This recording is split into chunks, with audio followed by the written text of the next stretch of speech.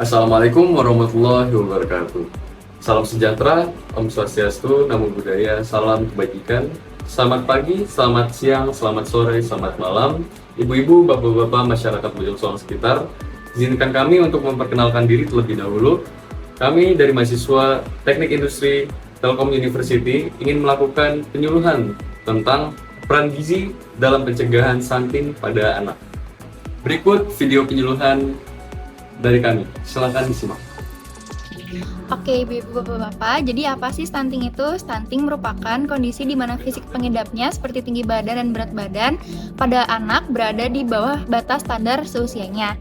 Nah, hal ini tuh biasanya disebabkan oleh kurangnya asupan gizi di waktu yang cukup lama. Nah, stunting ini biasanya terjadi pada janin yang masih berada dalam kandungan maupun bayi di bawah 5 tahun atau balita. Jadi perlu diketahui tanda-tanda atau ciri-ciri stunting pada anak. Yang pertama yaitu tinggi badan dan berat badan yang tidak sesuai dengan usianya. Yang kedua, perkembangan fisik yang lambat. Yang ketiga, kurangnya kemampuan kognitif. Yang keempat, sistem kekebalan tubuh yang lemah sehingga rentan terhadap penyakit dan infeksi. Yang kelima, keterbatasan dalam kemampuan motorik kasar seperti berjalan ataupun berlari, motorik halus seperti menggambar dan menulis. Dan yang terakhir yaitu kesulitan dalam berinteraksi sosial, memiliki tingkat energi yang rendah, serta masalah perilaku dan emosional. Baik, selanjutnya itu adalah beberapa penyebab stunting di Desa Bojong Soang. Jadi yang pertama itu adalah kondisi sanitasi yang buruk dan juga kurangnya akses terhadap air bersih dapat meningkatkan risiko penyakit infeksi yang dapat mengaruhi pertumbuhan si anak itu. Lalu yang kedua adalah fisik dari pasangan yang menikah di usia yang dapat dikatakan belum cukup atau belum matang. Nah, hal itu tuh dapat memengaruhi kesehatan dan pertumbuhan si anaknya.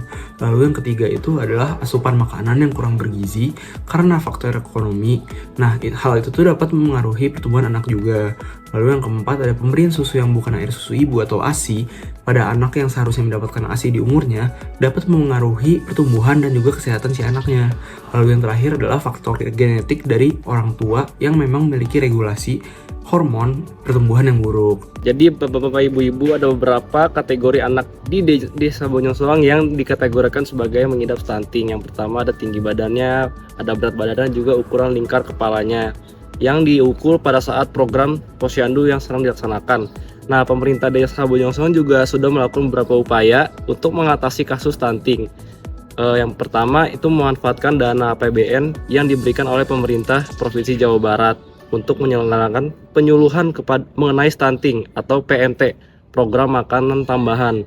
Nah, pendistribusian PMT ini dilakukan tidak hanya pada rumah tangga yang mengalami masalah stunting, tetapi merata ke seluruh masyarakat Desa Bojong Soang. Kemudian selanjutnya ada cara pencegahan. Yang pertama ada peningkatan akses terhadap makanan bergizi, yaitu menyusun program atau proyek untuk meningkatkan akses masyarakat Desa Bojong Soang terhadap makanan bergizi dan memastikan distribusi makanan yang merata. Kemudian yang kedua ada pendidikan gizi untuk masyarakat, yaitu melaksanakan program pendidikan gizi khususnya ibu hamil dan anak-anak menyusui serta keluarga dengan anak-anak. Kampanye ini dapat melibatkan sesi pelatihan, seminar, dan distribusi materi edukasi tentang gizi yang baik. Selanjutnya itu ada perbaikan sanitasi dan kebersihan lingkungan. Cara pencegahan ini dapat mengimplementasikan program perbaikan sanitasi termasuk penyediaan akses air bersih dan kampanye kebersihan lingkungan. Lalu ada pemantauan pertumbuhan anak secara rutin dengan melibatkan petugas kesehatan yang ada di desa. Selanjutnya ada peningkatan akses pelayanan kesehatan. Pemerintah setempat dapat meningkatkan akses masyarakat Desa Bojong Soang terhadap pelayanan kesehatan termasuk perawatan anak dan pelayanan kesehatan reproduksi.